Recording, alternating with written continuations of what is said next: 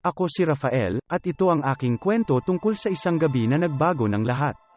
Lahat ito ay nagsimula isang mainit na hapon sa aming maliit na bayan dito sa Aklan, nang magtipon kami ng aking mga kaibigan sa likod bahay ni Carlos.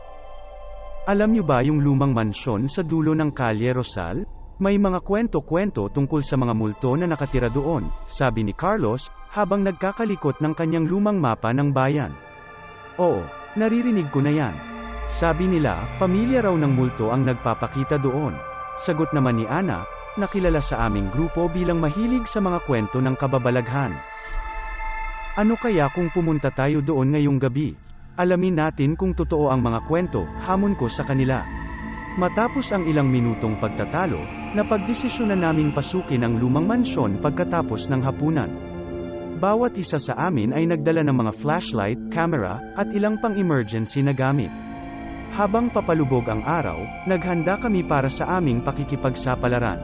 Nagsuot kami ng madilim na damit para hindi mahalata, at nagkita-kita sa isang lihim na lugar malapit sa mansyon. Huwag nating kalimutang kumuha ng mga larawan, para may ebidensya tayo, paalala ni Carlos, habang inaayos ang kanyang camera.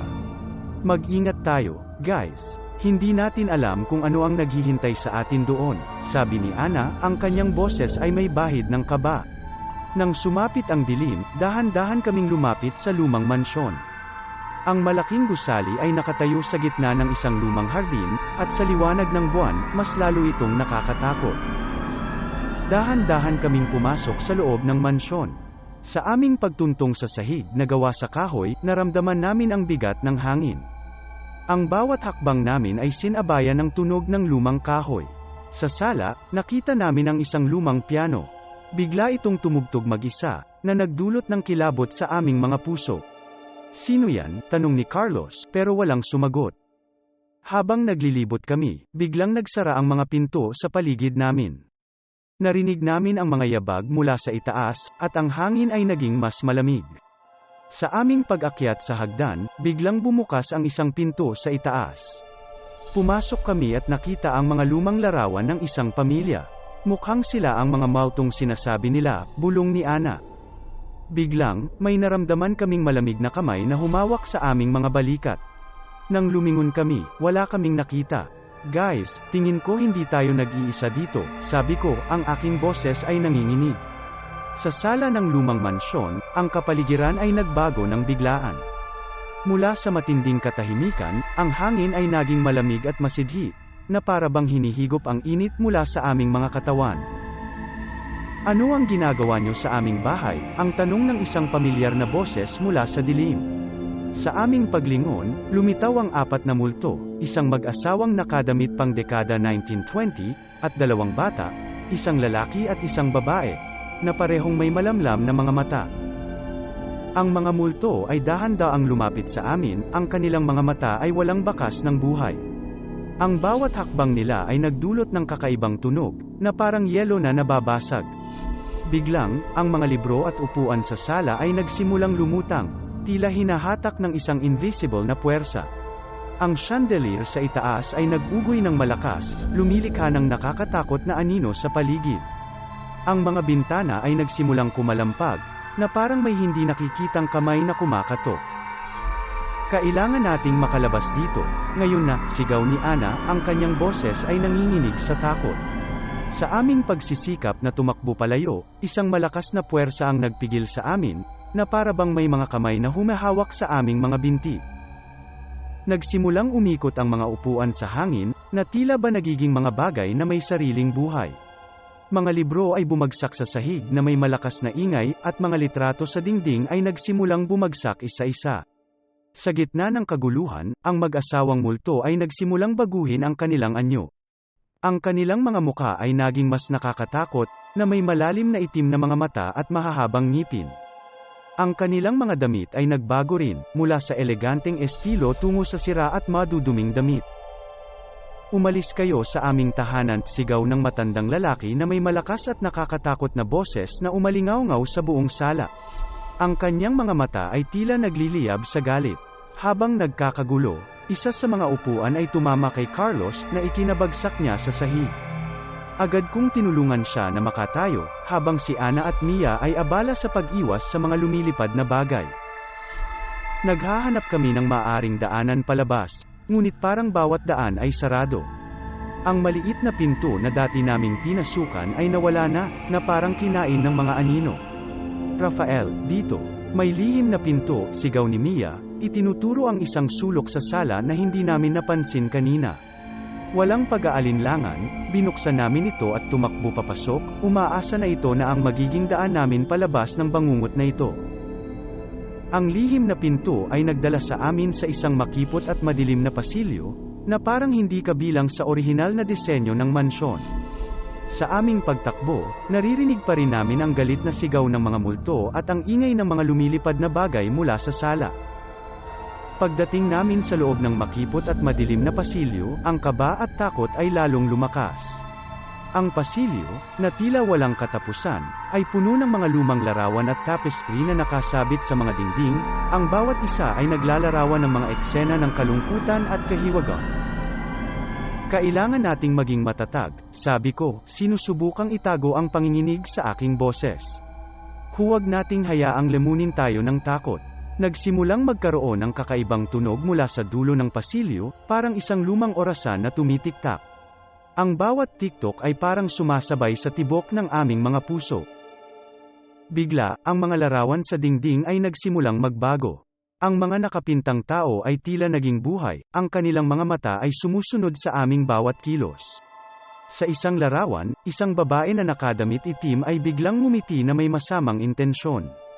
Naramdaman namin ang isang lamig na nagmumula sa sahig, umaakyat sa aming mga binti.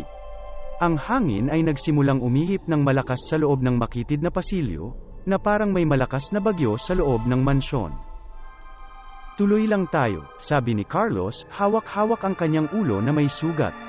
Malapit na tayo. Sa aming paglalakad, biglang may mga kamay na lumabas mula sa mga dingding, tila gustong humila sa amin patungo sa kadiliman. Huwag, sigaw ni Ana, habang sinusubukang iwasan ang mga kamay na yon. Nakarating kami sa isang sulok kung saan may lumang pinto. Binuksan namin ito, at bumungad sa amin ang isang malaking silid-aklatan na puno ng mga lumang libro at artifacts. Sa gitna ng silid ay may isang malaking mesa na may nakakalat na mga papel at lumang mapa. Sa isang iglap, ang mga libro sa estante ay nagsimulang mahulog, at ang mga anino ay gumalaw sa paligid namin. Ang hangin ay lalong lumakas, na parang may bagyo sa loob ng silid. Napagtanto namin na wala kaming maraming oras. Nagmadali kaming maghanap ng anumang impormasyon tungkol sa lihim na daan palabas ng mansyon. Ang bawat segundo ay mahalaga, habang ang mga multo mula sa sala ay patuloy na hinahanap kami. Sa gitna ng aming paghahanap ng daan palabas sa malaking silid-aklatan, biglang lumitaw muli ang mag-asawang multo, ngayon ay mas nakakatakot kaysa dati. Ang kanilang mga mata ay tila nagliliyab sa galit at determinasyon na hindi kami paaalisin. Iisinumpa niyo kami sa inyong pagpasok dito, sabi ng maltong lalaki, ang kanyang boses ay malalim at nakakapangilabot. Ang maltong babae, na ngayon ay lumulutang ilang talampakan mula sa sahig, ay nagsimulang magbitaw ng hindi maipaliwanag na mga salita, na tila ba isang sinaunang sumpa.